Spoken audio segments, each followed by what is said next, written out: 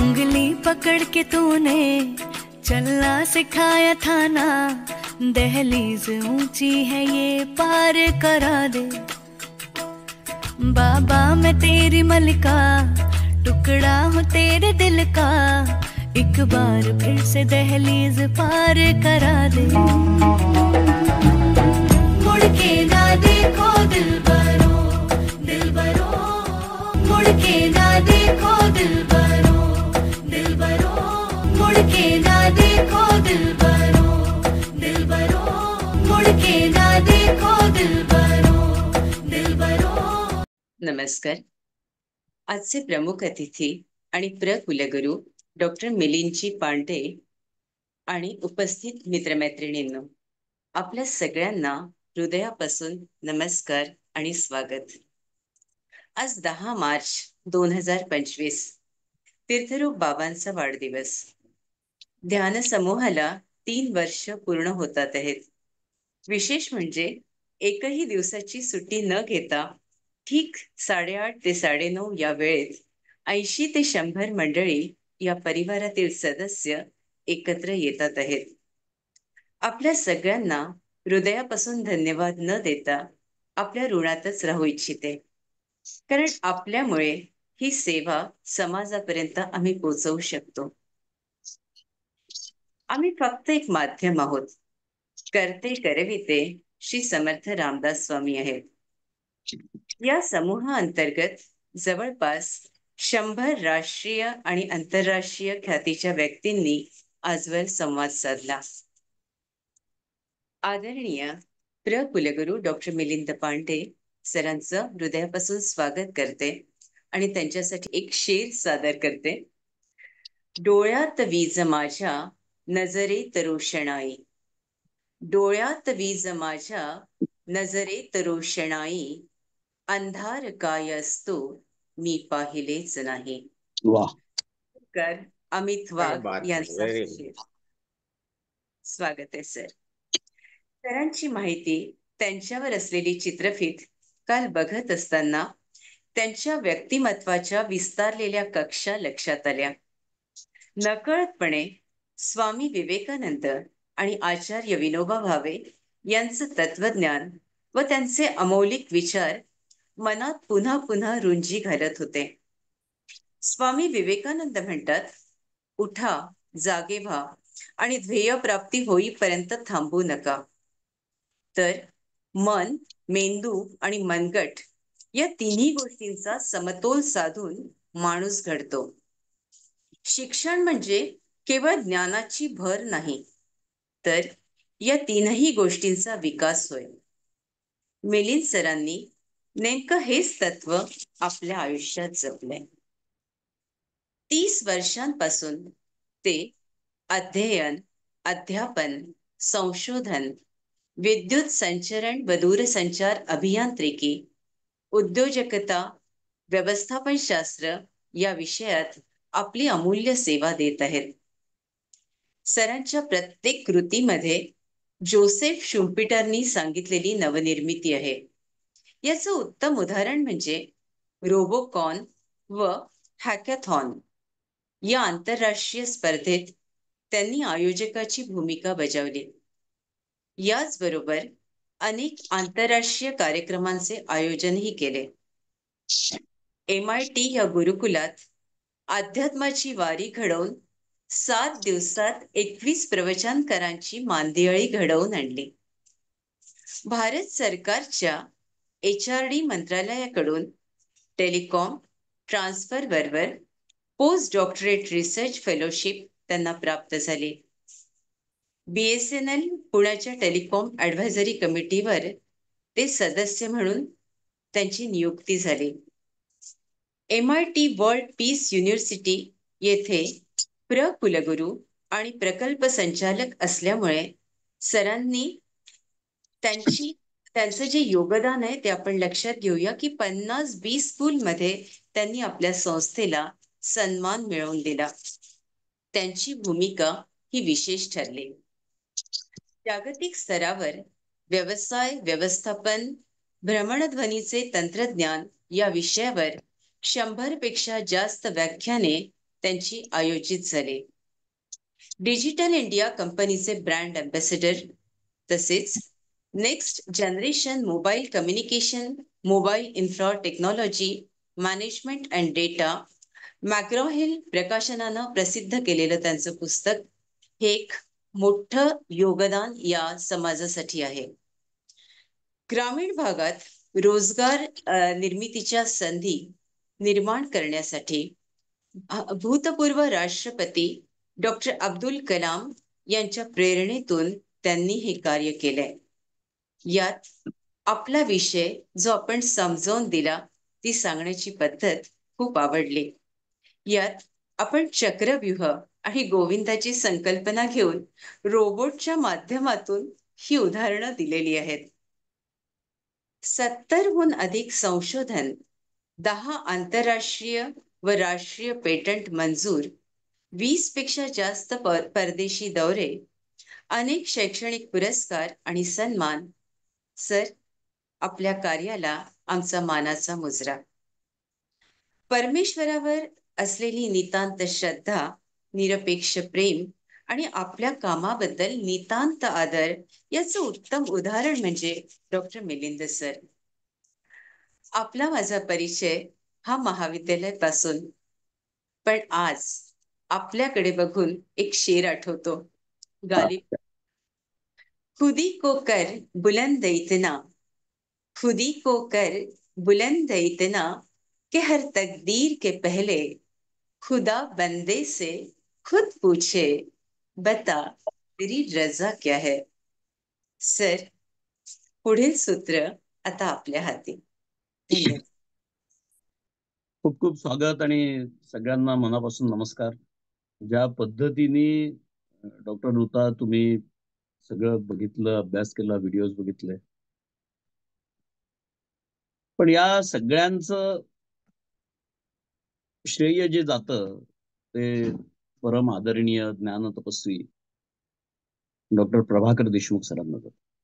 आज 10 मार्च त्यांच्या पावन स्मृतीला अभिवादन करून आम्ही जे उपस्थित या ठिकाणी आमचे मित्र असतील, बॅचमेट असतील,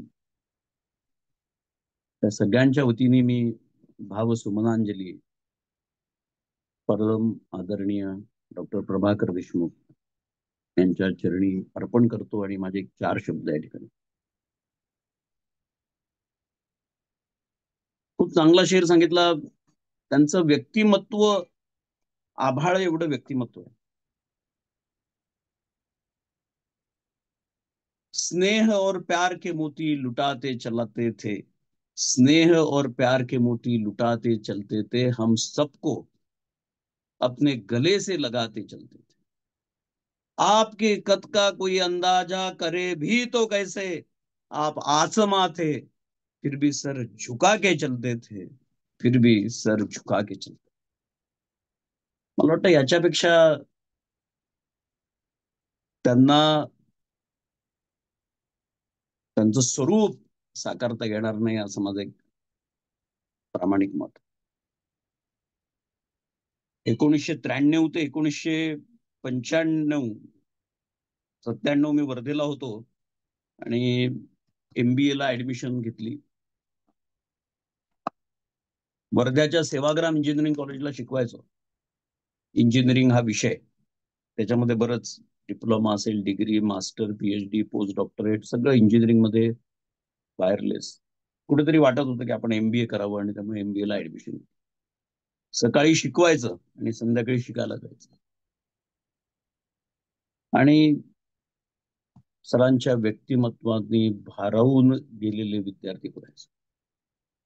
त्यांचं ते धीर गंभीर स्वरूपात कॉन्फिडेंटली वर्गामध्ये येणं, मुलांशी नजरानजर करत अमोघ वक्तृत्व, विषय सोपा करून सांगण्याची हातोटी आणि सगळ्या विद्यार्थ्यांच्या हृदयाचा ठाव घेऊन त्यांना दिलेलं ज्ञान. कधीही त्यांचं लेक्चर त्या काळात चुकवलं नाही. एकदा प्रसंग घडला, सरांची पुस्तकं नेहमी लायब्ररीतनं घ्यायचो, वाचायचो, अभ्यास करायचो, परीक्षा. हे सगळं करत असताना 94ला मला गेट नावाची एक परीक्षा असते. काल मी डॉक्टर ऋताशी बोलत होतो. Graduate aptitude test in engineering. तुम्हाला मास्टर्स प्रोग्रामला इंजिनिअरिंगला जायचं असेल तर ही परीक्षा पास व्हावी लागते फॉर द रेप्युटेड इन्स्टिट्यूशन. ते मी पास झालो. त्या काळाच्या परिस्थितीनुसार ऍडमिशन लेट झाल्या. माझं एक सेमिस्टर झालं. फर्स्ट इयर पूर्ण झालं होतं, सेकंड इयर. आणि काय करावं अशा द्विधा मनस्थितीत होतो. आणि मी सरांकडे गेलो. म्हटलं, सर असं असं आहे आणि मला अशी ऑफर आली आहे, पण मी द्विधा मनस्थितीत आहे, मी काय करू? सरांनी शांतपणे ऐकून घेतलं, व्हेरी पेशंट लिसनिंग. आणि मला म्हणाले की मला असं वाटतं हे MBA तुझं होत राहील, पण हे जे तुझं प्रॅक्टिकल ओरिएंटेड हा जो कोर्स आहे की तुला तिथे राहणं भाग आहे, तुला तिथे प्रॅक्टिकल करणं भाग आहे, तिथल्या लॅबोरेटरीज तुला वापरायचे आहेत, तर तू तिथे जा. 4 सेमिस्टर पैकी 3 सेमिस्टर झाले होते आणि मी माझ्या मास्टर्स इन इंजिनिअरिंग MTech प्रोग्रामला गेलो. पण सतत संपर्क होता. जेव्हा जेव्हा होत राहील तेव्हा मी कॉलेजला यायचो, सरांना भेटायचो. पण हा जो निर्णय होता की तू जा, याच्यात तुझं पुढे करिअर कर आणि मग तुझं ते 1 वर्षाचा कोर्स परीक्षा झाली की ते मला कुठेतरी खूप खूप मनामध्ये असं वाटलं की काय काय सरांनी आपल्याला समजावून घेतलं. आणि मी भारावून गेलो. कधी घरी जाण्याचा प्रसंग आला, कधी या पद्धतीने आपुलकीने मी प्रसाद म्हणतो त्याला, काही द्यायचे, सर असतील, काकू असतील, मन भरून यायचं. मला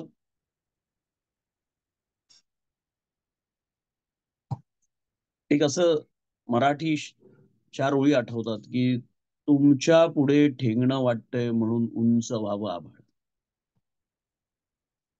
तुमच्या पुढे ठेंगणं वाटतंय म्हणून उंच व्हावं आभाळानं, अपुऱ्या पडतात दाही दिशा म्हणून मोठं व्हावं नकाशा. तुम्ही जिथे उभे तिथेच इतरांचा अस्त होतो. तुम्ही जिथे उभे तिथेच इतरांचा अस्त होतो. वाणिज्य आणि मी काल लिहित होतो, इतक्या सुंदर ओळी आहेत की जिथे अस्त होतो इतरांचा तिथेच तुमचा उगम होतो. तुम्ही जिथे उभे तिथेच व्यवस्थापन आणि श्रमाच्या अर्थशास्त्राचा संगम.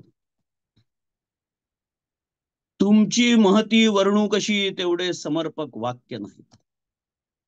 तुमची महती वर्णू कशी तेवढे समर्पक वाक्य नाहीत, कारण सूर्याची किरण मोजणं आम्हाला तरी शक्य नाही. आम्हाला तरी शक्य. नाव प्रभाकर देशमुख. मी काल विचार करत होतो की हे प्रभाकर या शब्दांची मला फोड करायची होती.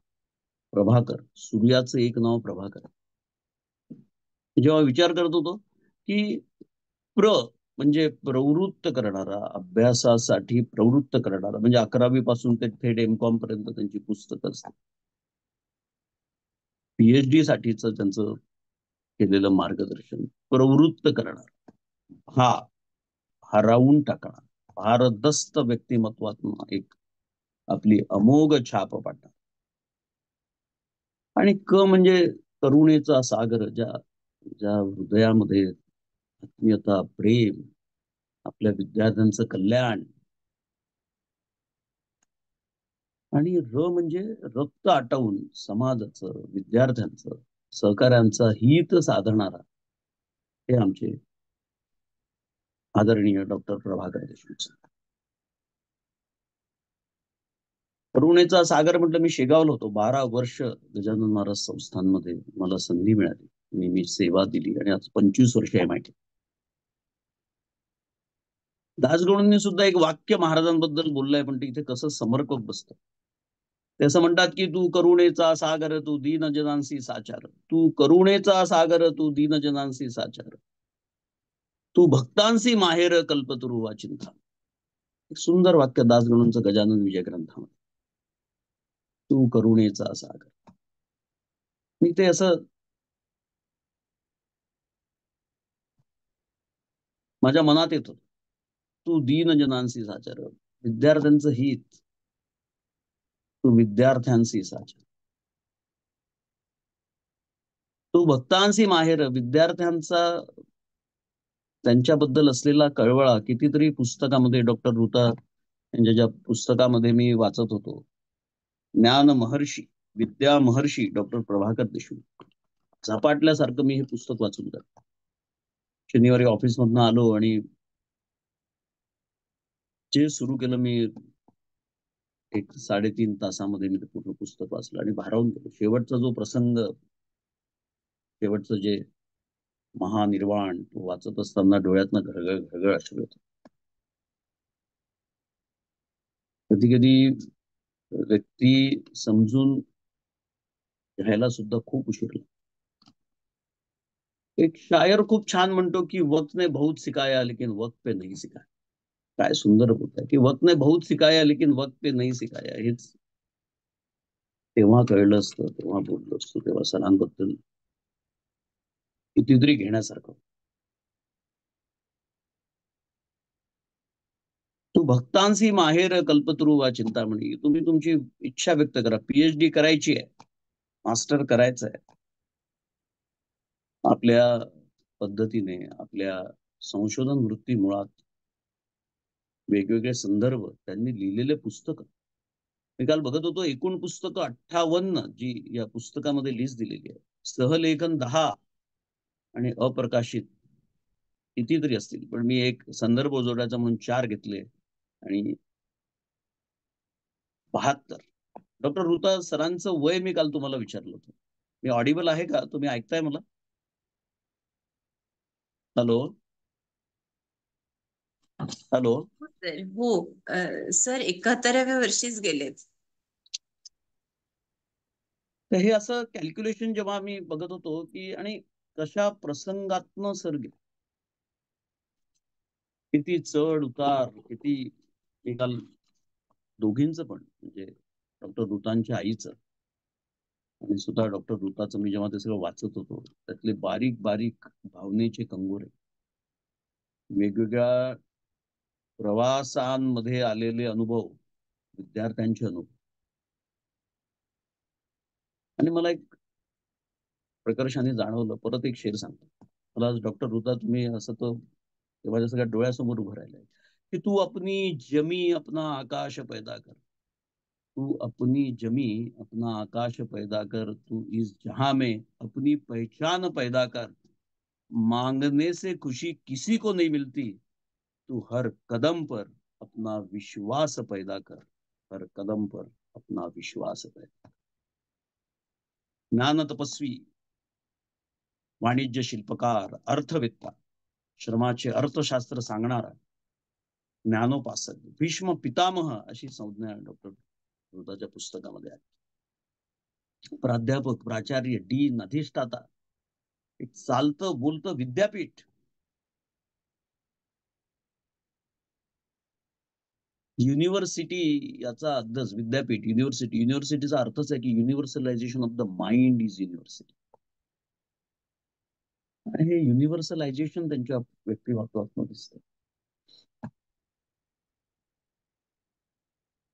मला ते लायब्ररीचं उदाहरण खूप मनाला भावलं.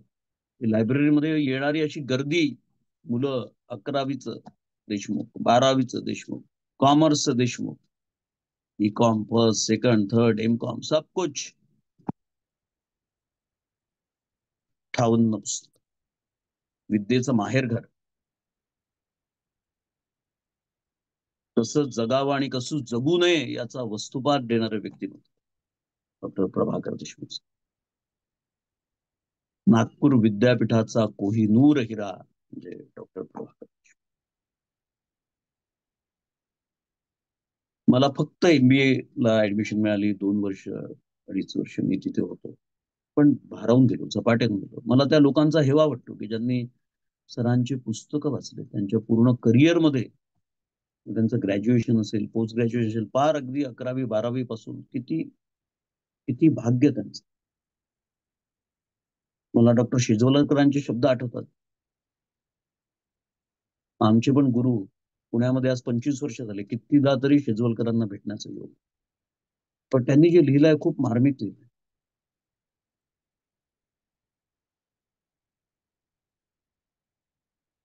डॉक्टर शेजवलकर सरांनी जे आपल्या डॉक्टर प्रभाकर देशमुखांबद्दल लिहिलेलं आहे. पुण्याला मुंबईला येण्याचा आग्रह केला पण नाही. जिथे गरज होती तिथे मुलांना घडवायचं होतं. नागपूर विद्यापीठाला जर प्रथमायचं असेल तर best practices in Pune university कशा प्रॅक्टिस कराव्या लागतील यांचा विचार त्यांनी. एक कुशल संघटक, कौशल्य, कामाची जिद्द, उत्तम संस्कार, घरातनं मिळालेलं सगळ्यात मोठं उत्तम संस्कार, कोणालाही एकेरी न बोलणं. पुस्तकामध्ये उल्लेख आहे. एकेरी बोलण्याचा प्रसंग आला तर त्यांनी रागावलं, सांगितलं की नाही, कोणाची निंदा करायची नाही, कोणाचा उपहास करायचा नाही. आयुष्याची तत्व आहे. तुमच्या आयुष्यात आम्ही value based universal education system म्हणतो. काय आहे? व्हॅल्यूज काय आहेत? याच व्हॅल्यूज आहेत. त्या घरातून दिल्या, विद्यार्थ्यांना दिल्या. एक अमोघ वक्तृत्व, भारदस्त व्यक्तिमत्वाचा धनी, विषयावर प्रभुत्व, चैतन्याची अनुभूती म्हणजे डॉक्टर प्रभाकर. जेव्हा प्रभाकर या शब्दाचा हा जो असा उल्लेख केला ना, मला कुसुमाग्रजांच्या एक ओळी आठवतात उंबरठ्यामधल्या, खूप सुंदर. गगन सदन तेजोमय. आणि एका वाक्यामध्ये त्यांनी असं लिहिलेलं आहे की वासंतिक कुसुमातून तूच मधुर हसतोस. कसं कोरिलेट होतं बघ. वासंतिक कुसुमातून तूच मधुर हसतोस, मेघांच्या धारातून तू प्रेमरूप भासतोस. आणि हे महत्वाचं आहे की कधी येशील चपल चरण, वाहिले तुलाच हृदय, गगन सदन तेज.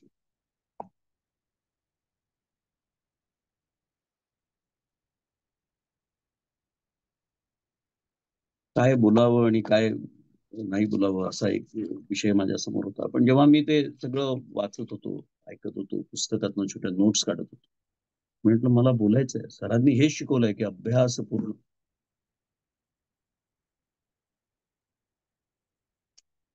त्यांनी त्यांचे जे बाकीचे हे होते की सरांच्या नेतृत्वाखाली केलेली विविध आंदोलन, एक झपाटल्यासारखं केलेलं काम. मला डॉक्टर ऋतांच्या आईला खरंच मनापासून नमस्कार करायचा आहे, अभिमान. शिक्षकांचे सोडवलेले प्रश्न, 3000 शिक्षकांचं नेतृत्व करणारा हा माणूस. शिक्षकांना नोकरीत कायम करण्याचे प्रश्न असतील, त्यांच्यावर समाधान शोधण्याचा वेगवेगळ्या निवडणुका, सहकाऱ्यांचा प्रगाढ विश्वास आणि योजकस्तत्र दुर्लभ, हा कोणाला कुठे कसं ठेवायचं. किती तो इलेक्शनच्या वेळेचा तो प्रसंग डोळ्यासमोर येतो. धनाढ्य लोक पैसा लावून आपली इलेक्शन निवडायचे, गाड्या वाड्यातनं फिरायचे, आणि एक आमचे सर, स्नेह और प्यार के मोती लुटाते चलते, आणि निवडून आले. मला तो चंद्रपूरचा प्रसंग आठवतो. हे सगळे जेव्हा चंद्रपूरला गेले ते पुस्तकामध्ये खूप छान उल्लेख आहे. आणि त्याच्याशी निगोशिएशन करत होते. कुठेतरी चंद्रपूरला एका कॉलेजमध्ये जायचं होतं, मला वाटतं स्टेशनवरनं. नाही, त्यांनी सांगितलं की सर मी एकदम रिझनेबल रेट लावलेले आहेत तुम्हाला, हे इतकंच होतं, इतकेच पैसे पडतील. आणि मग सरांच्या एका सहकार्याने विचारलं की तू रिझनेबल रेट असा शब्द वापरतो आहे, तर याचा अर्थ तू शिकलेला आहेस? हो म्हणे, एम.कॉम झालं. मी प्राध्यापक डॉक्टर देशमुखांच्या अर्थशास्त्र हे पुस्तकं वाचलेली आहेत. श्रमाची प्रतिष्ठा कशी ठेवायची त्याच्या भावना त्यांनी व्यक्त केल्या आणि सांगितलं की पुस्तकाच्या अर्पण पत्रिकेत त्याचा उल्लेख त्या पुस्तकात केलाय की त्या मध्यरात्रीला जिच्या गर्भातून घाम गाळणाऱ्यांसाठी सुखाची पहाट दडलेली आहे त्या पहाटेची मी वाट. तसे कितीतरी मित्रांनो असे झपाटलेले मूल असतील. श्रम ही श्रीराम हमारा असं असं म्हटलेलं आहे. आणि दुसरंही मला असं एक वाटतं की जेव्हा हे मी म्हणत असताना अं, अजून एक रामांवरचं खूप वाक्य आठवलं की छंद नाही रामाचा तो देह काय कामाचा. सज्जनगडाचे कितीतरी आलेले प्रसंग. गडावरच हनुमान जयंतीचा विषय असेल, union of science and spirituality हे जे स्वामी विवेकानंदांचं वाक्य, union of science and spirituality will lead the Mankind. आणि खऱ्या अर्थाने याचं जर युनियन, याची जी ही संयुक्तपणा हा सरांच्या जीवनामध्ये आढळतो.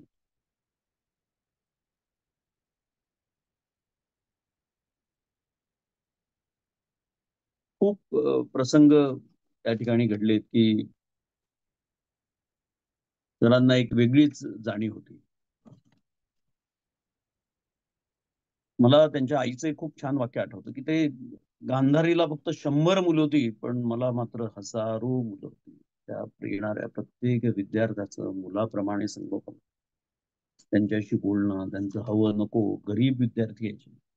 रात्री बेरात्री, कधी रात्री 2 वाजता स्वयंपाक केला, कधी 12 वाजता केला. छोट्याशा घरात कसं राहिले. आणि मग त्या विसावा हा शब्द मला इतका आवडला. आणि मला एक सुधीर फडकेंचं एक खूप सुंदर एक गाणं आठवलं. सुधीर फडकेंच्या एका गाण्यामध्ये त्यांनी असं म्हटलंय की दार घराचे सदैव उघडे, भागवताची ध्वजा फडफडे, भाव भक्तीचे आम्हा साकडे. त्यांनी पुढे काही शब्द वापरले, पण मी त्याच्यामध्ये विद्यार्थी हा शब्द घातलाय की दार घराचे सदैव उघडे, भागवताची ध्वजा फडफडे, भाव भक्तीचे आम्हा साकडे, विद्यार्थी हे परंपरा सांगती, विसाव्यात मित्रांनो घ्या जरूर विश्रांती, विसाव्यात मित्रांनो घ्या जरूर विश्रांती. त्या घराचं नावच किती सुंदर, विसावा.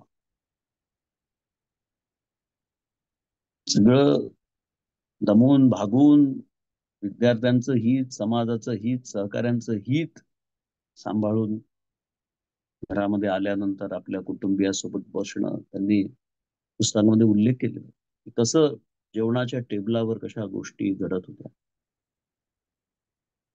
कसं एक समृद्ध व्यक्तिमत्व निखरत होतं.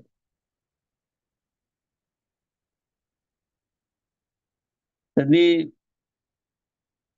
एक प्रसंग खूप छान सांगितलाय की एक विद्यार्थी सारखा त्यांच्या गाडीच्या मागे यायचा, पण कधीच समोर नाही जायचा. आणि मग एकदा त्याला विचारलं की बाबा तू काय आता नवीन नवीन गाडी शिकलास का, तू जात नाही. पण मी सरांची गाडी क्रॉस करून मी कसं जाऊ. काय एका शिक्षकाची श्रीमंती काय असते.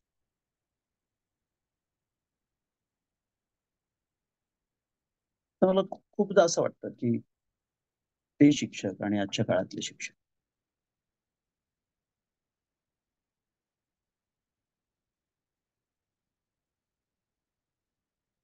शिक्षकांची श्रीमंती काय असते. तुम्हाला एअरपोर्टवर, तुम्हाला बस स्टँडवर, तुमच्या रेल्वेमध्ये भेटणारे मुलं समोर येणारे. नाशिकचा मुलगा आला रेल्वेमध्ये, त्यांनी मदत केली आणि सांगितलं मी सरांचा विद्यार्थी आहे.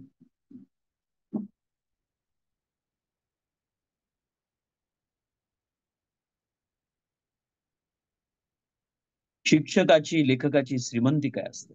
डॉक्टर देशमुखांची सगळी पुस्तकं लायब्ररीत मुलं जाऊन मागत असत.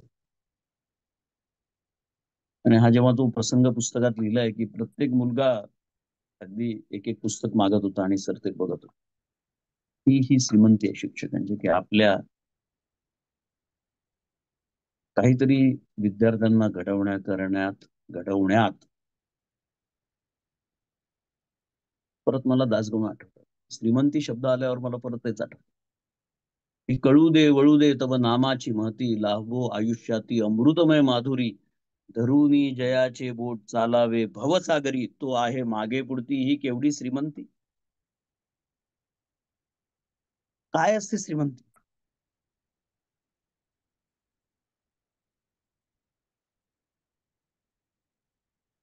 आपला गुरु, आपला शिक्षक त्याच्या पुस्तकाच्या रूपाने, त्याच्या आठवणीच्या रूपाने त्यांनी शिकवलेले तत्व, व्हॅल्यूज यांच्या रूपाने मागे पुढे आहे. आणि हीच मनाची श्रीमंती आहे.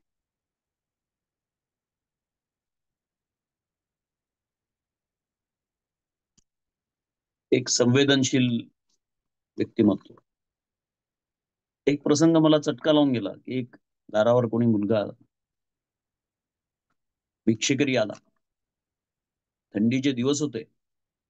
आणि त्या खूप सुंदर उल्लेख आलाय, की घरात एक काळं ब्लँकेट होतं, ते देऊन दिलं आणि सांगितलं, आईला सांगू नको. काय त्या छोट्या छोट्या गोष्टी कुटुंबामध्ये. आणि खूप छान वाक्य लिहिलंय, की चर्चा झाल्या असतील, वाद झाले असतील, मतभेद झाले पण मनभेद झाले नाही. मनाला जोडणार, त्यांना आपलं घेऊन चालणार असं व्यक्तिमत्व म्हणजे डॉक्टर प्रभाकर देशमुख. डॉक्टर ऋताचे अनेक प्रसंग आहेत, त्यांचे मी सगळे चॅप्टर वाचत होतो. त्यांच्या मुलाचं उच्चतम व्यक्तिवत्व 3 भावंड हे त्यांना घडवण्यामध्ये खूप असा पिता लाभणं, असा गुरु लाभणं हे ना खूप जन्माची पुण्याई असते. कोणावर टीका करायची नाही, लेक्चरच्या आधी उत्तम तयारी करायची, काळजापासून तयारी करायची. तसं शिकवतो याला महत्व आहे. मैत्री करायताना सुद्धा काळजी घ्यायची, असे एक ना अनेक प्रसंग. आनंदाचं झाड असा उल्लेख केलेला आहे. रस्ता ओलांडण्याचा मुंबईमधला प्रसंग आहे, की लहान मुलासारखा धरलेला हात.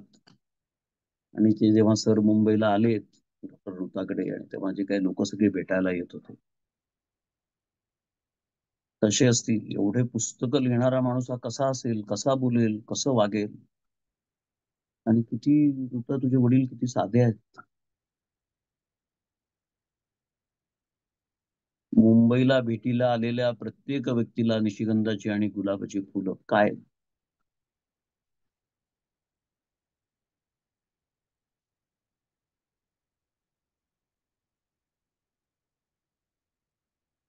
मंदिरासारखं वाटणारं घर.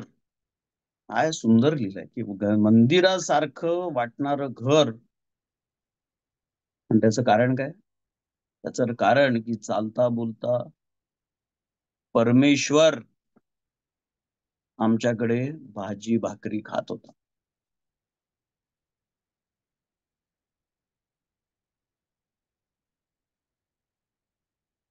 जिवंत क्षणाचे त्यांचे काढलेले फोटो. दुसऱ्याची वस्तू घेऊ नका, कोणावर टीका करू नका, कोणाला दुखवू नका. आजच्या युगामध्ये हे संस्कार देणं आणि जाणीवपूर्वक त्याची रुजवात करणं, त्याला मोठं करणं संस्कारांना, ही खूप खूप मोठी गोष्ट आहे.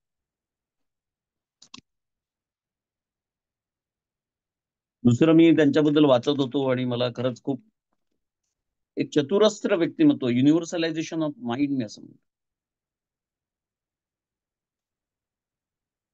मगाशी सुगंधाचं उदाहरण आलं, ते सगळ्यांना त्यांनी निशिगंधाचे, गुलाबाचे फुलं दिले. मला परत एक शेर आठवला, की राह में आपको फूल मिले और मिले सुगंध, राह में आपको फूल मिले और मिले सुगंध, कदम कदम पर मिले सफलता, मिले जीवन का आनंद, मिले जीवन का। सरांना असलेली गाण्याची आवड, त्यांचा खूप चांगला गळा, त्यांना आवडलेली गाणी उषः काल होता होता, काळ रात्र झाली, सुरेश भटांचं गाणं आशाताईंनी गायलं, इतनी शक्ती हमें देना दाता, काय काय डॉक्टर ऋतानी लिहिलेलं आणि रात्री बेरात्री सर ते गाणं वाजवायचे की ओली पहाट माझ्या घरात. आणि अशा या उत्तुंग व्यक्तिमत्वाचे आयडॉल पण कसे असते. अमिताभ बच्चन त्यांना खूप आवडायचं असं लिहिलं.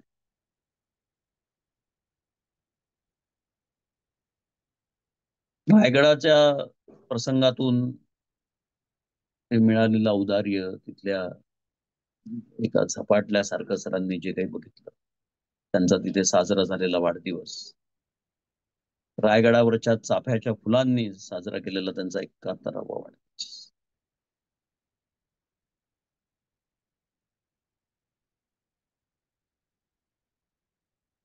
मगाशी ते वाक्य आलं की इतनी शक्ती हमें देना दाता. मला आत्ताच्या काळातलं गुरु ठाकूरांच्या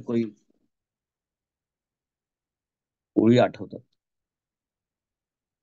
आणि खूप सुंदर लिहिलंय त्यांनी की तू बुद्धी दे तेज दे नवचेतना विश्वास दे. गुरु ठाकूरांच्या ओळी आहे की तू बुद्धी दे तेज दे नवचेतना विश्वास दे, जे सत्य सुंदर सर्वथा आ जन्म त्याचा ध्यास. हेच व्यक्तिमत्व आहे, जे सत्य सुंदर सर्वथा आ जन्म त्याचा ध्यास. आणि पुढे त्यांनी लिहिलेलं आहे आणि तुम्हाला इथे आवडेल की ते असं म्हणतात की जाणावया दुर्बलांच्या दुःख आणि वेदना, तेवत्या राहो सदा रंध्रातुनी संवेदना, धमन्यातल्या रुधिरास या खल भेदण्याची आस दे, जे सत्य सुंदर सर्वथा आ जन्म त्याचा ध्यास.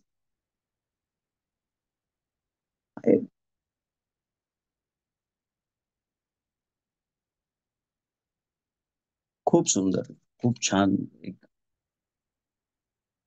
काय काय व्यक्तिमत्व होतं काय. त्यांचा क्लास करताना असं कधी वाटलंच नाही, असं कुठलं बर्डन टेन्शन. मी पण आता गेले प्रत्येक वर्षी शिकवतो, पण शिक्षक कसा असा, किती व्यासंग, किती अभ्यास, किती विषय सोपा करून सांगण्याची हातोटी. दो बोल मिठास के क्या कमाल दिखाते थे, दो बोल मिठास के क्या कमाल दिखाते थे, सुनते थे कान और चेहरे खिलखिलाते.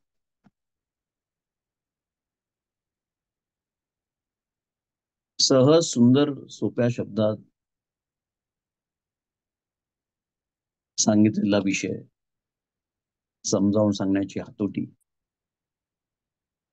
तो विषय असा कधी परीक्षेच्या वेळेला वाचावा असा वाटलाच नाही. ते जे डोक्यात शिरायचं ना तेच पेपरमध्ये उमटायचं.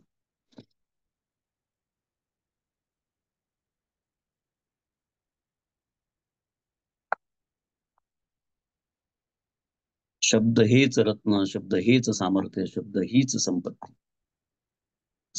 सरांनी लिहिलेली ग्रंथ संपदा, सतत लिहित राहणं. समर्थ म्हणतात दिसा माझी काहीतरी लिहित जा. डायरी लिहायचे सर, पुस्तकं लिहायची. आज पुस्तक हे येणाऱ्या कित्येक पिढ्यांना हे ज्ञान देत राहील. सर त्यांच्या रूपाने कायम सरांचं हे व्यक्तिमत्व अजूनही फक्त वऱ्हाडात विदर्भातच नाही तर पुण्या मुंबईकडे सुद्धा तीच पुस्तकं, तेच पिढ्या घडवण्याचं अविरत कार्य सरांच्या या माध्यमातून होत. अशीच काही फुले खुडावी, श्री रामचरणी अर्पण व्हावी, काहीतरी सेवा घडावी या नश्वर देहाची. सरांचं व्यक्तिमत्व, मला असं वाटतं मी खूप बोललो, काही कमी जास्त झालं असल्यास डॉक्टर ऋता आणि सगळ्यांना मी विनंती करतो की मला सांभाळून घ्या.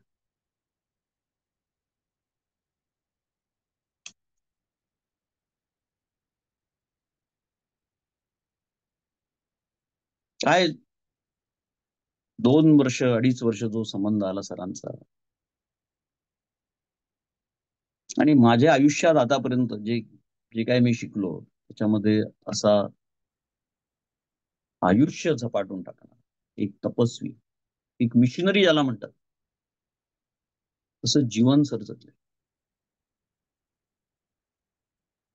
अमोघ वक्तृत्व बोलत असताना तुमच्या मनात काय चाललंय, पेशंट लिसनिंग, आणि तुम्हाला समजून घेऊन तुम्हाला दिलेली उत्तर, तुमचं केलेलं समाधान.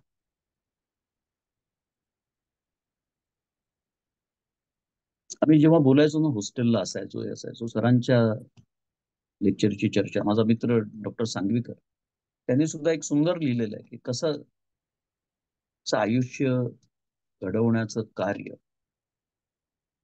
दिशा देण्याचं कार्य सरांनी, त्यांचे लेक्चर काही असलं तरी ते अटेंड करायचेच.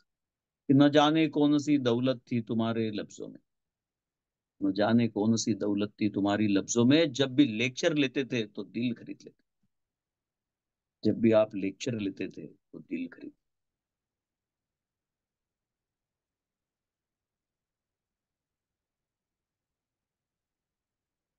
आजच्या या दिवशी, आजच्या या पावन स्मृतीस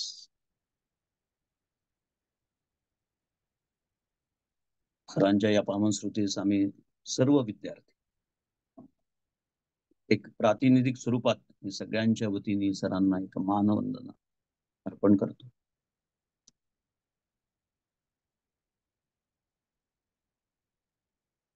त्यांना नमस्कार करतो, त्यांच्या कुटुंबाला, डॉक्टर रुता, त्यांचे बहीण, त्यांचा भाऊ, सगळ्यांना नमस्कार करतो की याच्यासाठी की इतक्या मोठ्या महापुरुषांचा सतत संपर्क, त्यांचे संस्कार तुम्हाला मिळाले, तुम्ही किती भाग्यवान. देखणे जे हात ज्यांना निर्मितीचे डोहाळे, मंगलाने भारलेले मंगलाचे सुर. काय सुंदर सरांचं जे रसिकत्व होतं ना, रसिकपण होतं ना, तेही खूप छान होतं. मी एक 2 शब्द सांगतो आणि थांबतो. बरंच बोलण्यासारखं आहे. खूप मी काही ठरवून आलो होतो. समर्थांनी म्हटलंय की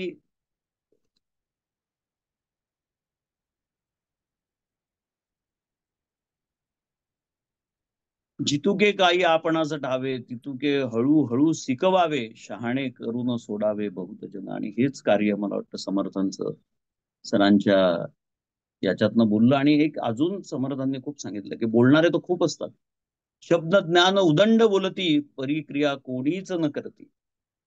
हे लोक जागृतीचं कार्य सरांच्या माध्यमातून झालं आहे. आणि शेवटचं बोलतो आणि थांबतो की तू घडविता मी तर घडला. सरांना विनम्रपणे अभिवादन करतो. तू घडविता मी तर घटना, तू चेतविता मी तर चेतना, तू करविता मी तर कारण, तुझेच देणे तुलाच अर्पण, तुझेच देणे तुलाच. मला संधी दिल्याबद्दल खूप खूप धन्यवाद डॉक्टर रुता. मी नमस्कार करतो आणि थांबतो. नमस्कार. आज सरांच्या वाढदिवशी बोलायचं म्हणजे अनेक आठवणींचं वादळ हे मनामध्ये घोंगावत आहे. मी ज्युनियर कॉलेजला असल्याने मला पीएचडी करण्यासाठी सिनियरच्या नियमानुसार सुट्टी मिळत नसे, म्हणून डॉक्टर DM देशमुखांनी आम्हाला मार्ग सांगितला की तुम्ही वर्धेला जा, डॉक्टर प्रभाकर देशमुखांना भेटा, GS कॉलेजला ऍडमिशन घ्या. आम्ही गेलो, मी, माधव देशमुख वगैरे आमचे मित्र सगळे होते. आम्ही गेलो, तिथे ऍडमिशन घेतली, व्याख्यान अटेंड केलं. आणि व्याख्यान अटेंड केल्यानंतर सरांनी आम्हाला हेरलं आणि त्यांनी सांगितलं की MM देशमुख आणि CM जोशी संध्याकाळी मला भेटायला घरी या. आमच्या पोटात गोळा, कारण सर म्हणजे शिस्तीला जमदग्नीचा अवतार होता. पण जेव्हा त्यांच्या घरी गेलो तेव्हा जाणवलं की हा फणस आहे, वरून काटेरी वाटला तरी आतमध्ये अतिशय गोड गर आहे, माणुसकीचा झरा वाहतो आहे, फक्त आपण घ्यायला कमी पडतो. अशा रीतीने त्यांचा पहिला परिचय झाला. मला निश्चित माहित होतं की सर हे ग्रेट अकॅडमिशियन आहेत, विदर्भात त्यांचं नावलौकिक आहे. त्यांनी भल्या भल्या राजकारण्यांना पराभूत केलंय निवडणुकांमध्ये, खर्च करणाऱ्या धनिकांनाही पराभूत केलंय, शिक्षकांची मोठी संघटन शक्ती त्यांच्या मागे आहे. तर असा माणूस, अशी व्यक्ती काय प्रश्न विचारली याचा मला थोडा अंदाज होता. मी त्यांची पुस्तकं वाचून गेलो होतो आणि विपणन शास्त्र नावाचं जे पुस्तक होतं त्याच्यामध्ये एक संदर्भ होता. बोलता बोलता मी सरांना तो संदर्भ दिला. सरांनी विचारलं, सीएम पुढे काय वाचलं त्या पुस्तकात?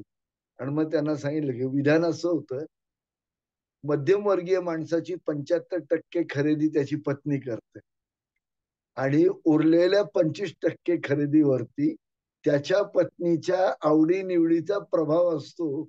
म्हणजे मध्यमवर्गीयाची 100% खरेदी त्याची पत्नीच करते. इतकं सुंदर ते विधान होतं, जे विद्यार्थ्याला, वाचकाला, संशोधकाला आयुष्यभर लक्षात राहील. कसं विसरता येईल? ही जी लिहिण्याची शैली, हातोटी आहे, ही आपल्याकडच्या लेखकांना नाही. इतकी सुंदर शैली सरांनी विकसित केली होती. त्यांचं श्रमाच्या अर्थशास्त्र पुस्तक हे प्रचंड गाजलेलं होतं. त्या पुस्तकाच्या अर्पण पत्रिकेमध्ये मगाशी मिलिंदजींनी जो उल्लेख केला, ती ओळ लिहिलेली होती. अशी कितीतरी उदाहरणं आहेत. सरांकडे जेव्हा आम्ही गेलो त्यावेळेला आम्हाला वैदर्भीय पाहुणचाराचा शब्दशः नव्हे, अक्षरशः अर्थ उमगला. ऋता आणि रवी आमच्या सेवेमध्ये, आईसाहेब आमच्या सोबत, आणि या सगळ्या पार्श्वभूमीवर सर आग्रह करून आम्हाला जीव घालत होते.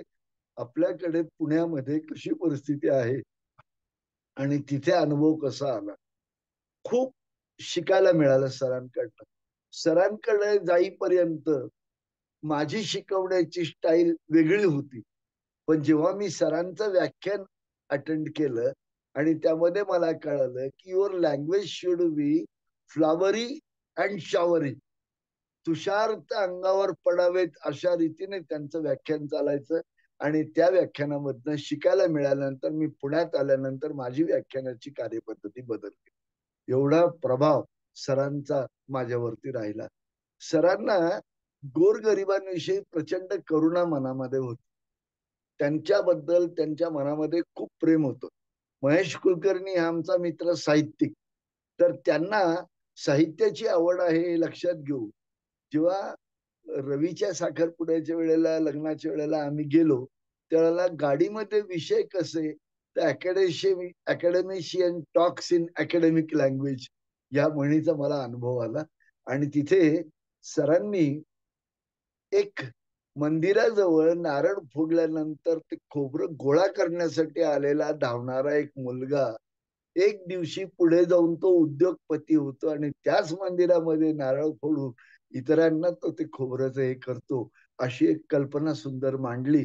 आणि ती कल्पना ऐकताना सुद्धा अंगावर काटा येत होता.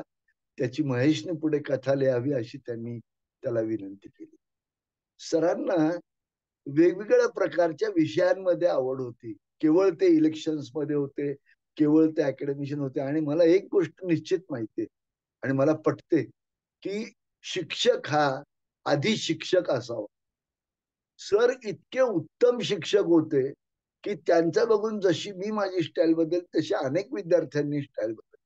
प्रत्येक रिसर्च स्टुडंटच्या बद्दल त्यांच्या मनामध्ये असलेलं प्रेम एकमेव अद्वितीय होतं. एकदा मी विदर्भातल्या वातावरणाची सवय नव्हती, शेषाद्री लॉजवर मुक्कामाला होतो आणि तिथे मला अंगात ताप भरला. ताप भरलेला असताना मी संध्याकाळी 4 वाजता सरांच्या विसावा बंगल्यावर गेलो. सर म्हणाले, का रे तुझा चेहरा उतरलाय? म्हटलं सर थोडा अंगात ताप आहे. कुठे आहेस तू आता? मी म्हटलं सर मी शेषाद्री लॉजवर आहे. आपल्याला सर्वांना आश्चर्य वाटेल ऐकून की माझे डॉक्टरचे गाईड ज्यांच्या हवेला उभं राहायला लोक चळचळा कापतात, एवढी महान विभूती माझ्या त्या लॉजवर येऊन माझी जी पत्र्याची पेटी होती ती त्यांनी उचलली. मी पाया पडलो सरांच्या, सर थांबा मी घेतो. आणि मग मी ते घेऊन माझ्यासाठी त्यांनी टांगा बुक केला आणि मला घरी घेऊन आले. आणि मुक्कामाला सरांकडे एक खोली त्या घरामध्ये नेहमी रिसर्च स्टुडंट साठी होती ही लोकांना ऐकून आश्चर्य वाटेल. आपल्या रिसर्च स्टुडंट करता एक खोली ठेवणारी व्यक्ती पीएचडी गाईड आहे, अशा व्यक्तीचा राष्ट्रपती पदकानेच सन्मान केला गेला पाहिजे होता, पण ते त्यांच्या नशिबी त्यावेळेला नव्हतं. असू देत, पण सरांसारख्या महान व्यक्तिमत्वाकडनं खूप गोष्टी शिकायला मिळाल्या. सगळ्या गोष्टी सांगता येणार नाही, त्यामुळे मी आपल्या सर्वांची माफी मागतो, कारण मला सर शब्दांमध्ये व्यक्त करण्याच्या पलीकडचे वाटतात. या महान व्यक्तीला, त्यांच्या स्मृतीला विनम्र अभिवादन करतो. मला या ठिकाणी बोलण्याबद्दल संधी दिली बोलण्यासाठी, याबद्दल मी ऋता देशमुखांचे आभार मानतो, सर्व संयोजकांचे आभार मानतो. सर्व श्रोत्यांनी शांतपणे ऐकून घेतल्याबद्दल धन्यवाद. नमस्कार. धन्यवाद सर, खूप छान वाटलं आपल्याकडून हे सगळं ऐकताना. डॉक्टर बाळकृष्ण इथे आले आहेत, डॉक्टर बाळकृष्ण सांगवीकर. मी त्यांनाही विनंती करते की कृपया आपण संवाद साधावा. सीएम जोशी सरांनी खूप चांगलं सांगितलं, आणि शेवटी जे बोलले की ते सरांना सांगवीकर आले. आजच्या सकाळची सुरुवातच ऋतानी ध्यान धारणेने केली, त्याच्यामुळे मन अगदी प्रसन्न आणि शांत वाटत आहे. त्याच्यामुळे ऋताचे खूप खूप आभार. आणि आजच्या कार्यक्रमाचे प्रमुख पाहुणे doctor Milind Pande sir, CM Joshi sir, आदरणीय आई साहेब पुष्पमाला देशमुख मॅडम, ऋता, डॉक्टर ऋता देशमुख, आणि या कार्यक्रमात सगळे सहभागी झालेले सन्माननीय व्यक्ती. आजच्या माझे गुरु डॉक्टर प्रभाकर देशमुख सर यांच्या वाढदिवसानिमित्त आपण सगळेजण एकत्र आलो आहे आणि त्यांच्या आठवणींचा उत्सव साजरा करतो आहे. आणि ज्या प्रकारे कुलगुरू साहेब मिलिंद पांडे सरांनी आपल्याला डॉक्टर प्रभाकर देशमुख सरांचे त्यांच्या जीवनावरचे वेगवेगळे प्रसंग आणि ऍक्च्युअली त्यांनी आपल्याला त्यांच्या व्यक्तिमत्वाचे वेगवेगळे पैलू अतिशय मार्मिकतेने, अतिशय सुंदरपणे समजून सांगितले.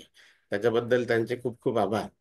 म्हणजे ज्या वेळेला कुलगुरू साहेब बोलतात त्यावेळेला ते आपल्याला कशा प्रकारे एका महान व्यक्तीची ओळख प्रत्येकाला समजेल अशा भाषेमध्ये अतिशय सुंदर प्रकारे करून दिली, त्याबद्दल त्यांचे खूप खूप धन्यवाद. तर मी डॉक्टर प्रभाकर देशमुख सरांचा विद्यार्थी हा 1992 सालापासून आहे. ज्या वेळेला आम्ही एमबीए साठी वर्ध्याला प्रवेश घेतला जीएस कॉलेज ऑफ कॉमर्स मध्ये, आणि त्यांचं ज्या वेळेला मी पहिलं लेक्चर अटेंड केलं त्यावेळेलाच मी प्रचंड प्रभावित झालो. आणि कारण त्या काळात असे फार कमी शिक्षक होते की ज्यांचे लेक्चर करण्यासाठी तुम्हाला खूप मोठी प्रेरणा मिळेल आणि तुम्ही त्या शिक्षकांचे लेक्चर अटेंड करायची आपली खूप इच्छा असेल.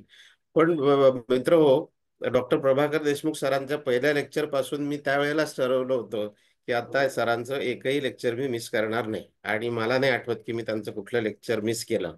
आणि कारण ते अतिशय प्रभावी असे वक्ते होते, प्रभावी शिक्षक होते. आता मी ज्या वेळेला त्यांच्याकडे प्रिन्सिपल्स ऑफ मॅनेजमेंट हा विषय शिकत होतो, त्यामध्ये इल्टन माय म्हणून एक मॅनेजमेंट मधला मोठा फिलॉसॉफर होता. आणि त्यांनी त्याची जी मॅनेजमेंटची फिलॉसॉफी दिली होती ती मला फार कठीण वाटायची. आणि मी सरांकडे जाऊन ते एक वेळेस विचारलं की हा इल्टन मायो हा जो तत्ववेत्ता आहे, मला याची फिलॉसॉफी काही पटकन समजत नाही ते वाचल्याने. मग आता इल्टन मायोने वेगवेगळ्या प्रकारचे 3 एक्सपेरिमेंट केले होते.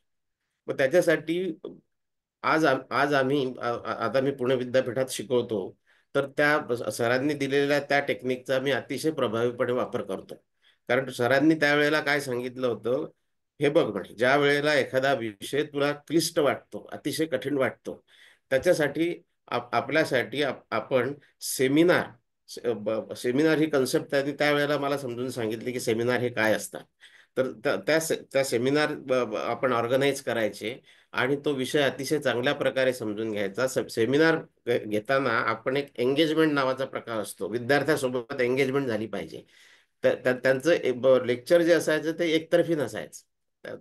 ते विद्यार्थ्याला त्यांच्या सोबत घेऊन शिकवायचे. आणि सेमिनार हा कन्सेप्ट त्यांनी मला त्यावेळेला समजून सांगितला. मला त्यांनी त्या सेमिनारवर एक भाषण तयार करायला सांगितलं आणि वर्गामध्ये ते तू भाषण दे ह्या इल्टन मायोच्या एक्सपेरिमेंट्सवर. तर त्या वेळेला मी प्रकाशाची कशी व्यवस्था असली पाहिजे, म्हणजे कर्मचाऱ्यांचं जे आउटपुट असतं, त्यांची जी इफिशियन्सी असते ती आपल्याला कळते. त्याच्यानंतर कर्मचाऱ्यांना कसं मोटिवेट करायचं असतं ज्याच्याने ते जास्त उत्पादकता देतील. अशा वेगवेगळ्या प्रकारचे जे एक्सपेरिमेंट होते ते ज्या प्रकारे त्यांनी मला शिकवले, आजही मला इल्टन मायो हा अतिशय सुंदर प्रकारे माहिती आहे. त्याचे तिन्ही एक्सपेरिमेंट मी कधी ते शिकवू शकतो. कारण का तर डॉक्टर प्रभाकर देशमुख सर अतिशय प्रभावी शिक्षक होते आणि मी त्यांच्या ह्या शिकवणुकीमुळे आज पुणे विद्यापीठ त्यांच्याकडेच मी माझी PhD केली आणि त्याच्या जोरावरच मी आज पुणे विद्यापीठामध्ये वरिष्ठ प्राध्यापक म्हणून काम करतो. आणि सरांनी ज्या प्रकारचं मार्गदर्शन दिलं ते मला आजही माझ्या डे टू डे लाईफमध्ये खूप उपयोगी येत असतं. एक दुसरा प्रसंग सांगतो. सर किती मोठे लेखक होते याबद्दल पांडे सरांनी आपल्याला सांगितलंच आहे, त्यांची ग्रंथसंपदा. सरांनी एक उद्योजकतेवर एक खूप मोठा ग्रंथच लिहिला होता, उद्योजकतेवर. त्यावेळेला आम्ही सगळ्या रिसर्च स्टुडंट्सनी ठरवलं त्या पुस्तकाचं प्रकाशन हे पुण्यात करायचं. आणि मग त्याच्यासाठी आम्ही सगळ्यांनी एकत्र येऊन आपल्या मराठा चेंबर ऑफ कॉमर्सचा जो किर्लोस्कर हॉल आहे तिथे मोठा कार्यक्रम आयोजित केला होता. तर तो अतिशय आपले प्रसिद्ध उद्योजक राम राठी आले होते, त्यांच्या हस्ते केलं होतं. शेजवळकर सर आले होते, त्यावेळेला ते डीन होते मॅनेजमेंट फॅकल्टीचे पुणे विद्यापीठात. शेजवळकर सर आणि राठी सरांच्या हस्ते त्याचं प्रकाशन झालं होतं. आता ह्या कार्यक्रमामध्ये प्रत्येक विद्यार्थ्याकडे एक एक जबाबदारी दिली होती आणि माझ्याकडे दिलं होतं आभार प्रदर्शनाचं काम. आता मला त्यावेळेला जस्ट मी माझ्या लेक्चरर या पदाची सुरुवात केली होती. मी सरांना म्हणलं, सर मी वर्गामध्ये शिकवू शकतो पण सभागृहामध्ये भाषण देऊन ते आभार मानणं मला फार अवघड आहे. ते म्हणले, अरे मुळीच घाबरू नको. तर अगदी त्या शेवटच्या त्या 5 मिनिटात त्यांनी मला एक ट्रिक सांगितली की तू आभार प्रदर्शन कसं करायचं आहे. आणि मग तो कार्यक्रम ज्या वेळेला मला जेव्हा आभार प्रदर्शन करायची जेव्हा संधी मिळाली त्यावेळेला मी सुरुवात अशी केली बघा, ती आज सांगतो तुम्हाला. मी त्यावेळेला काय म्हणलं होतं, जगामध्ये अनेक प्रकारचे वाद आहे, त्याच्यावर विवाद होतात आणि ह्या विवादावरनं प्रसंगी हाणामाऱ्याही होतात. आता आभार प्रदर्शनाचा माणूस असे काहीतरी वाक्य वापरतो, सगळं सभागृह असं स्तब्ध झालं होतं. आणि त्याच्यानंतर मी म्हणलं, पण जगामध्ये असा एकच वाद आहे की त्या वादावर कुठली मारामारी होत नाही, कुठलं हाणामारी होत नाही आणि तो वाद म्हणजे फक्त धन्यवाद. आणि ते धन्यवादाचं काम करायला मी इथे आलो. प्रचंड टाळ्या झाल्या, मला इतका आनंद झाला, प्रचंड स्फूर्ती मिळाली आणि मी त्या आभार प्रदर्शनाचं काम खूप आनंदाने करू शकलो. तर डॉक्टर प्रभाकर देशमुख सर असे होते, अगदी 2 मिनिटात ते त्यांच्या विद्यार्थ्याची अडचण समजून घ्यायचे आणि तिथल्या तिथे, कारण त्यांनीच मला हे सगळे वाक्य दिले होते, तू काय बोलायचंय ते. तर त्याच्यामुळे मी प्रचंड आनंदित झालो आणि त्या दिवशी तो कार्यक्रम पार पडला. अशा प्रभाकर देशमुख सरांच्या अतिशय खूप खूप आठवणी आहे. कारण मी त्यांच्याशी अनेक वेळा म्हणजे 1994 पासून त्यांचं मार्गदर्शन मी घेत होतो.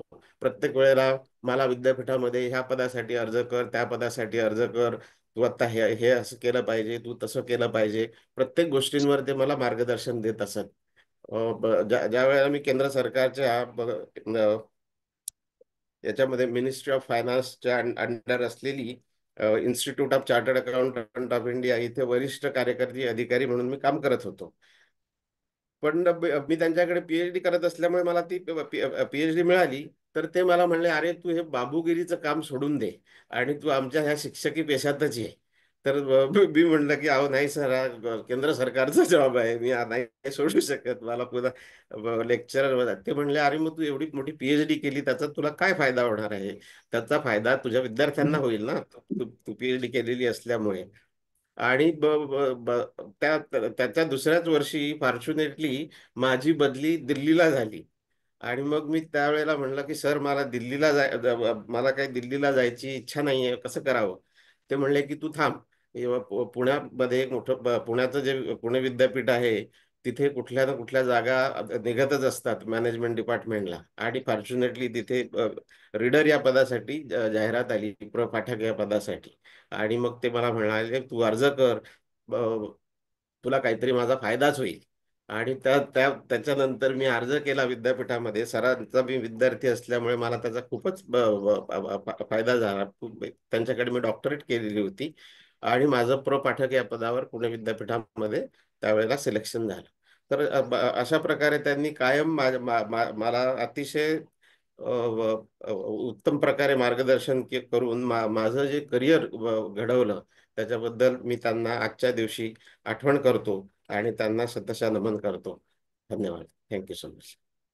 मी मी काय मराठीतनं फार बोलत नसल्यामुळे माझ्याकडनं काही चुका झाल्या असतील, कारण इथे पुणे विद्यापीठात आम्ही फक्त इंग्लिशमधनं शिकवतो, मराठीतनं मला कधी बोलण्याचा इतका हे आलेला नाही.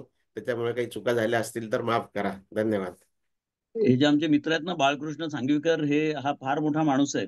हे जरी आता असं दाखवत असले तरी कितीतरी शासन समित्यांवर अभिमान वाटतो. एक देशमुख सरांचे विद्यार्थी, माझा मित्र सांगवीकर असेल, आमचे मार्गदर्शक डॉक्टर सीएम जोशी असतील, काय सुंदर लिहिलंय सीएम जोशी सरांनी. हा खूप मोठा माणूस आहे आणि ज्या पद्धतीने तो घडला गेलेला आहे, कितीतरी कॉलेजला मान्यता देण्याकरता खास डॉक्टर सांगवीकरांना बोलावण्यात येतं. एक असं मोठं नाव पुणे विद्यापीठात नाही तर गव्हर्नमेंटमध्ये परदेश दौरे खूप चांगलं झालंय. डॉक्टर सीएम जोशी सरांनी एक उल्लेख केला. सर जोशी सर, खूप छान बोललात तुम्ही. सांगवीकर सुद्धा खूप छान बोलले. पण तो जो पुरस्काराचा तुम्ही उल्लेख केला ना, तो मला कुठेतरी वाटतो की हा जो पुरस्कार आहे ना सर, हा तुमच्या फार मोठा पुरस्कार आहे.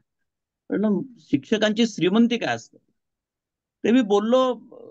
सरांचं व्यक्तिमत्व हे देण्याचं होतं, असं द्यायचं फक्त बस. मी आता खूप कविता वगैरे सांगत नाही, ऍक्च्युली प्रोटोकॉल तोडला मी एकदा बोलल्यानंतर बोलायचं नव्हतं. पण मला एक गीत रामायणातले गदी माडगुळकरांचे खूप छान शब्द आठवतात. आणि आत्ताच रामायणाचं की नच स्वीकारा धना कांचना, अरे सुंदर लिहिलंय माडगुळकरांनी. आणि शेवट होतो गीत रामायणाचा जो शेवट आहे ना, तो या 4 ओळींनी आहे की नच स्वीकारा धना कांचना, नको दान रे नको दक्षिणा, काय धनाचे मूल्य मुनिजना, अवघ्या आशा श्रीरामार्पण, अवघ्या आशा श्रीरामार्पण, जय श्रीराम, असं म्हटलंय. मला वाटतं हेच हेच खरं सरांचं व्यक्तिमत्व होतं की काय पुरस्कारांचे मूल्य मुनिजना, एक मुनीसारखं तपस्वी सारखं जगलेलं जीवन सरांचं होतं. तर sir, Joshi sir, Sangvikar sir, या निमित्ताने आपण एकत्र आलो, बोललो, भेटलो, सरांच्या त्या पावन स्मृतींना उजाळा दिला. एक काहीतरी नवीन आज आपण इथनं घेऊन जातोय, काहीतरी नवीन, काहीतरी करायचं, सरांचे मूल्य आपल्या मनात रुजवायचे, आपल्या विद्यार्थ्यांमध्ये रुजवायचे आणि बस हे जीवन जगायचं. नमस्कार, धन्यवाद. आमचे मित्र डॉक्टर बाळकृष्ण सर इथे आलेत, CM Joshi sir, doctor Milind sir. मी आपल्या सगळ्यांचे आभार न मानता आपल्या ऋणातच राहू इच्छिते, कारण मलाही आपल्याकडून खूप काही शिकता आलं आणि नेहमीच मी आपल्या सगळ्यांकडून खूप शिकत असते. आभार. दीपाली पोद्दार. आज विद्यामहर्षी डॉक्टर प्रभाकरराव देशमुख यांचा पुण्यस्मरण दिन. त्यांना सर्वप्रथम अभिवादन. आदरणीय आई अनघाताई, ऋताताई यांना नमस्कार. आपल्याला प्रमुख पाहुणे म्हणून लाभलेले डॉक्टर मिलिंद पांडे हे भारदस्त व्यक्तिमत्व आणि इतर मान्यवर यांना सर्वांना माझा नमस्कार. मिलिंद सर, तुम्ही व्यक्त केलेल्या विचारातून आज आम्ही डॉक्टर प्रभाकर देशमुख यांना जाणून घेऊ शकलो. आपला सरांविषयीचा व्यक्तिगत अनुभव, त्यातून तुम्हाला गवसलेले सर प्रवृत्त करणारे, भारावून टाकणारे, करुणेचा सागर भासणारे, रक्त आटवून सर्व काही करणारे. ही त्यांची तुम्ही करून दिलेली ओळख सुद्धा भारावून टाकणारीच आहे. चालतं बोलतं विद्यापीठ अशी तुम्ही त्यांची करून दिलेली ओळख बरंच काही सांगून गेली. नागपूर विद्यापीठाचा कोहिनूर हिरा या शब्दात तुम्ही त्यांचा केलेला गौरव आणि गगन सदन तेजोमय या शब्दातलं गौरवगान, तुम्ही केलेलं त्यांचं अतिसूक्ष्म निरीक्षण, त्यांनी केलेल्या संस्कारांबाबत जेव्हा तुम्ही बोलत होतात तेव्हा डोळ्यांसमोर ऋताताई आणि अनघाताई ही दोन्ही संस्कारक्षम व्यक्तिमत्व डोळ्यांसमोर उभी राहिली आणि त्यांच्या जडणघडणीतला सरांचा वाटा याची नेमकी जाणीव झाली. दादा, आज तुम्ही पूर्णतः प्रभाकरमय होऊन बोलत होतात असं भासलं. तुमच्या शब्दांच्या माध्यमातून आज डॉक्टर प्रभाकर देशमुख आपल्या समूहाला भेट देऊन गेले असंही वाटलं. तुमच्या ऋणात राहू इच्छिते दादा. एका तपस्वी व्यक्तिमत्वाची ओळख जेव्हा दुसरी तपस्वी व्यक्ती करते तेव्हा एक आगळीवेगळी दुनिया आपण अनुभवतो, हेच खरं. दादांबरोबरच CM Joshi sir, Sangvikar sir यांच्या अनुभवांच्या गाठोड्यातून याची जाणीव प्रकर्षाने झाली. तुम्हा सर्वांचे मनपूर्वक धन्यवाद दादा. आपल्या सगळ्यांना हृदयापासून धन्यवाद देते आणि इथेच हा कार्यक्रम संपतो आहे. Doctor Milind Pande sir, doctor CM sir आणि डॉक्टर बाळकृष्ण सांगवीकर सर, हृदयापासून मी आपली सगळ्यांची ऋणी आहे. Thank you, thank you, thank you. धन्यवाद, धन्यवाद.